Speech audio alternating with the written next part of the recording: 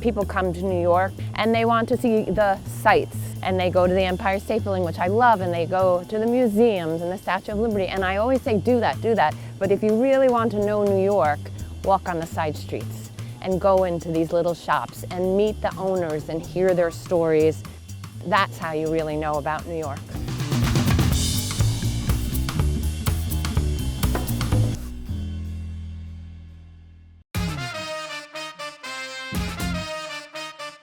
I'm Betsi Poливи. I've walked 155 streets of the original Manhattan grid. It took me 6 years, and I documented every single place. I took business cards from every single business that had one, so I honestly have over 10,000 business cards. And I met all the owners, or whoever was working there at the time, and every single business, every garden, every school, every firehouse, police department, tattoo parlor, hair salon is on my website. It's 2021 and I'm still walking because businesses open and close on a daily basis. Sadly, right now, a lot of them are closing. But I'm always trying to keep the website up to date. Oh look, Manhattan sideways. Who knew? Right here. I wrote a story and he printed it. Hi, I'm Betsy and I just saw that you have me in your window. Ah, it's you? Yes. Это вы? It's you? That's me. My husband called me the Energizer Bunny, and I was out there 7 days a week, almost every single week for 6 years. And he always joined me on the weekends, and no matter how cold or how hot it was. On a July 4th, we were out, and it was over 100 degrees one year. Today it's freezing, but we were out there in the snow. I had reached around 130th Street, and I had pain in my foot. That Monday I went to the orthopedist and I had broken it, and he said it was purely from walking. I had to be off it, and I said, well, that's not happening. He put me in a boot and he gave me crutches, and I literally crutched from 130 whatever street it was till 155th until I finished. One doesn't think of having lumber yards in New York, but here it is. Up in Harlem, a lot of people questioned what I was doing. They had a hard time believing that I really just wanted to tell their story and that I was out there for them. There was a language barrier for me because so many of the businesses up there with Spanish-speaking people. They didn't trust me. I had a pad and a pen and they saw me writing. People thought I was from the health department or from immigration, and so they were nervous to speak to me. So then I brought someone who spoke Spanish with me, and she was able to explain. Hi, Suzanne. How are you? Hi. I'm so happy to see you.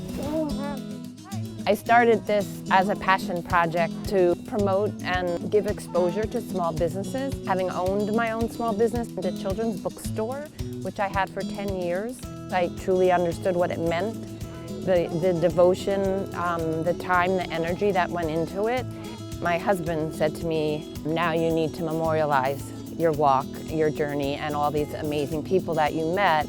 November 2020, I self-published my book, Walking Manhattan Sideways. As I said, all the years that I was walking, I always had the book in the back of my mind. But then when I finally sat down and started thinking about it, people had said to me, you should do it by neighborhood, you should do every street, pick a business, and everyone thought it was a great travel book, but I never wanted it to be that. I always wanted it to be about the small businesses. I wanted to tell their stories. Oh, hi, Sam. I'm Betsy. Do you remember I spoke with you? So, Sam, this is the book, and you're famous. You're in the book, and here you are, and this is a gift for you. Thank you. How's it look? I get old, but what can I do? I was always trying to capture something special about each of these people and what their passion was and what inspired them to want to start a business. Many of them, it was their father who owned it, their grandfather who owned it, their grandmother. A lot of them worked on Wall Street or in the financial business and always loved flowers or always loved making sandwiches, and they gave up their secure job to follow their dream. And I can't tell you how many times People have said to me, I've lived here all my life and I never knew that was there, because we all tend to walk or take the bus or take the subway or whatever it is, commuting to where we're going, be it work or somewhere else, every day, and we go the same way. If you're on 70th Street, you've never walked on 71st Street because you have no need to. There's this amazing bakery 1 block over from you. Check it out. So cute.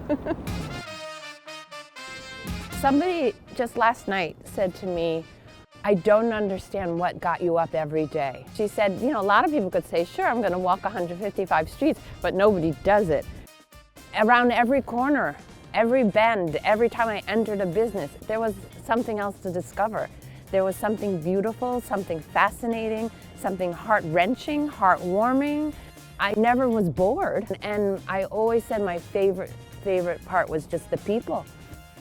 People have contacted me from different parts of the world and certainly from different cities and asked, did I want to come and do this there? But I always said I need to do Manhattan. I need to finish Manhattan. It's forever changing, so I'm never going to finish Manhattan.